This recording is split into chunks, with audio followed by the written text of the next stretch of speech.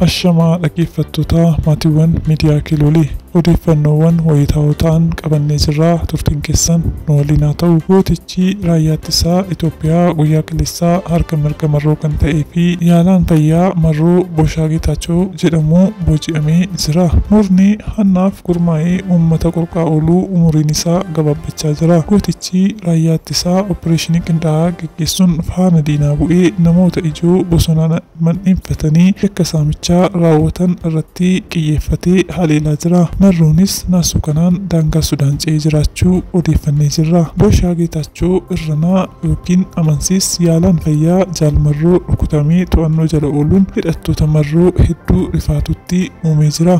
Kunis marroonis nugatee Sudaan ce'eenuuf maaltu mala kan jedhu yaaddoo cimaaf isaan saaxilee jira. Hidhattoonni shanii hedduunis haleelamaa harka kennachaa jiraachuun beekamaadha.